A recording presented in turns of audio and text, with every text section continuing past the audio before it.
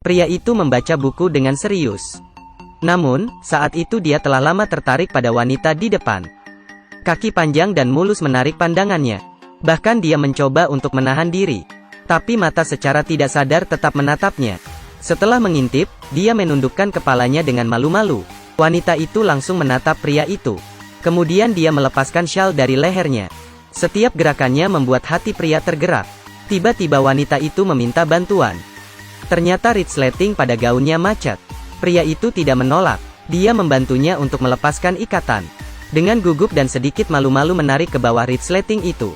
Tatapan mata yang menawan membuatnya gugup. Wanita itu berdiri dan meletakkan pakaian di bagasi. Pada saat ini, fokus pria itu sudah lama hilang dari buku. Wanita itu meminta lagi. Dia ingin minum anggur merah. Ditambah sedikit permintaan yang agak aneh. Ini membuat pria tak tertahankan. Dia membawa sepiring makanan. Hal ini menyebabkan hubungan keduanya semakin akrab. Nama pria itu adalah Taranti. Dia pekerja yang jujur. Nama wanita itu adalah Gia. Seorang wanita kaya yang baru saja putus cinta.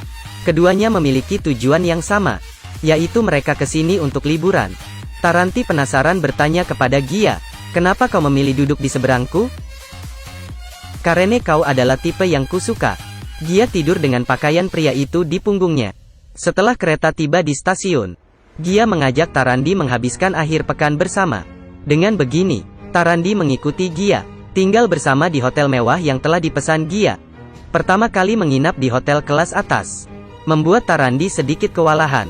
Gia menatapnya dengan sangat tertarik. Setelah mengunjungi kamar, "Kau bisa berenang?" Kemudian keduanya mulai berkencan, berenang, berjemur, makan malam bersama, berjalan bersama di jalanan romantis Perancis. Tarandi bertanya penasaran mengapa Gia memakai jam tangan pria. Tidak menyangka, Gia langsung melepaskan jam tangan dan berikan ke Tarandi. Setelah sampai di hotel, keduanya berciuman hangat, dan adegan ini terlihat oleh pria lain di lantai bawah. Gia menarik tirai saat semua orang sedang menunggu mereka bercinta. "Selamat malam." Suasana hati Tarandi sama seperti Anda. Sudah memancing suasana malah ditinggalin. Benar-benar mengecewakan. Tak berdaya, Tarandi akhirnya mabuk sendirian. Dia mengambil jam tangan yang diberikan Gia. Di bagian belakang terukir nama seorang pria, Anthony. Kali ini dia mengerti. Ternyata dia hanya cadangan. Keesokan pagi, sebuah ketukan di pintu membangunkannya. Dari pintu dia mengintip. Di luar pintu berdiri dua orang tak dikenal. Mereka langsung mengambil kartu kamar dan memaksa masuk ke kamar. Tarandi ketakutan. Dia juga tidak terlihat. Selesai sudah. Sepertinya dia dijebak. Wanita cantik benar-benar tidak dapat dipercaya. Dia bergegas bersembunyi di belakang pintu. Tak disangka, dua pria itu mengeluarkan pistol. Tampaknya kelompok ini adalah kelompok pembunuh. Saat keduanya pria tidak memperhatikannya, Tarandi segera kabur keluar. Dengan kaki telanjang dan badan setengah telanjang, dia terus berlarian di jalanan. Pembunuh terus mengejarnya. Tarandi bersembunyi di bawah mobil. Untungnya berhasil melarikan diri dari pembunuh. Dia melapor ke kantor polisi. Mendengar penjelasan Tarandi, polisi menganggap ini hanyalah kasus jebakan biasa, sehingga mereka tidak menghiraukannya. Saat itu juga, dia melihat surat perintah di dinding. Anthony. Ini adalah nama yang sama di bagian belakang jam tangan. Mungkin semua ini bukan kebetulan. Polisi memberikan dia setelan pakaian dan sepatu. Karena terluka saat pelarian, polisi mengatur agar dia pergi ke rumah sakit dan menunggu pemberitahuan. Dia merasa bahwa kelompok itu tidak akan melepaskannya dengan mudah. Jadi pada malam hari, dia menyelinap keluar dari rumah sakit. Saat sampai di tempat parkir bawah tanah, sebuah mobil tiba-tiba muncul di kejauhan dan langsung mendatanginya, seterusnya mendorongnya ke sudut. Mobil tiba-tiba berhenti. Di dalam mobil adalah orang yang dirindukan. Meskipun Gia membuatnya hampir terbunuh, tapi dia masih masuk ke dalam mobil. "Kamu merindukanku?" Sedikit. Gia membawanya ke rumah persembunyian. Setelah memperkenalan semuanya, dia segera pergi. Tarandi bertanya kapan dia akan bertemu lagi. Gia jawab, "Kau belum mengerti. Tujuan mendekatimu adalah untuk mempergunakanmu." Karena Tarandi mirip dengan pacarnya Anthony. Awalnya, Anthony adalah seorang ahli pencucian uang. Setelah mengambil uang dari vendor, tiba-tiba dia menghilang. Polisi dan penjahat sedang mencarinya. Itu alasan Tarandi menjadi sasaran. Karena dia terlalu dekat dengan Gia. Semua orang mengira dia adalah Anthony. Tapi Tarandi tidak marah. Dia menarik Gia dan bertanya padanya, apakah itu layak? Tapi Gia hanya menjawab dengan satu kata. Saya mencintai dia. Itu menjelaskan segalanya. Setelah itu dia langsung pergi, hanya meninggalkan Tarandi bersedih sendirian. Gia menemukan telepon umum, mendapatkan sebuah pesan. Anthony memintanya untuk bertemu. Keesokan harinya, Gia duduk di pintu kedai kopi menunggu pacarnya muncul. Tapi tak disangka, pacarnya tidak datang. Tapi yang datang adalah Tarandi. Saat ini Tarandi tanpa malu duduk di kursi yang bukan miliknya. Apakah Anthony sudah datang? Di mana manusia sampah itu? Apakah orang tua itu? Gia tampak tak berdaya. Tarandi mengelus pipinya.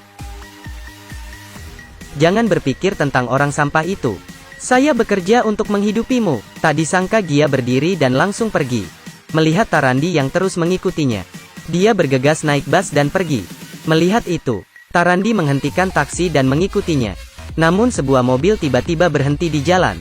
Orang besar yang turun dari mobil itu menarik rambutnya dan mengeluarkan dia dari taksi. Di dalam ruang interogasi, dia menjelaskan bahwa dia bukan Anthony. Kepala polisi tahu dia bukan.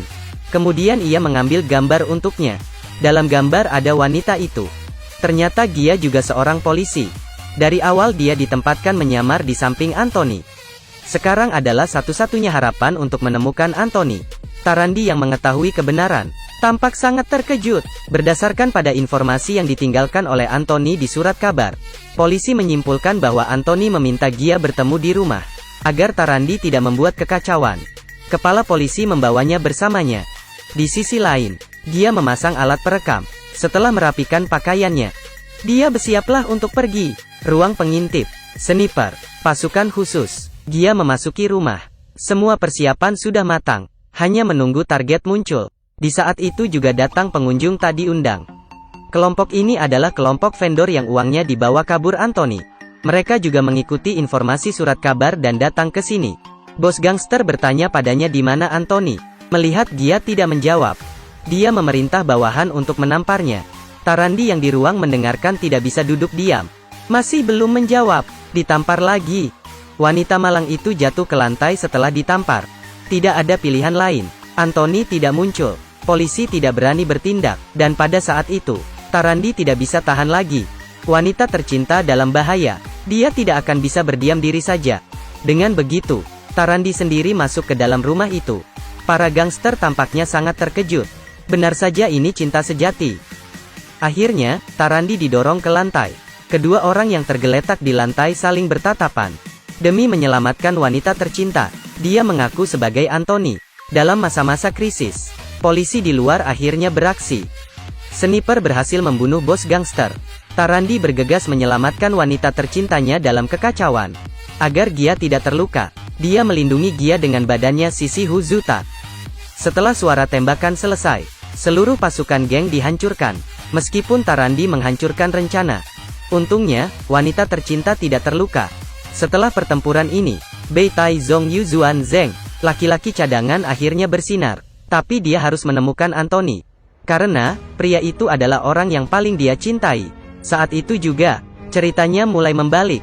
Tarandi menghapus air mata Gia. Kemudian mengambil alat perekam. Saya di sini. Saya di sini. Gia memandang pria itu. Setelah beberapa sentuhan untuk mengkonfirmasi, Gia memikirkan semua tanda-tanda. Akhirnya mengidentifikasi orang di depannya adalah pacarnya yang bijaksana. Benar, Anthony melakukan operasi plastik, dilakukan oleh dokter Korea. Hasilnya sangat bagus. Menghadapi pria yang dicintainya, Gia membiarkannya segera melarikan diri. Karena dia tidak benar-benar ingin menangkapnya. Kemudian dia pergi menemui kepala polisi.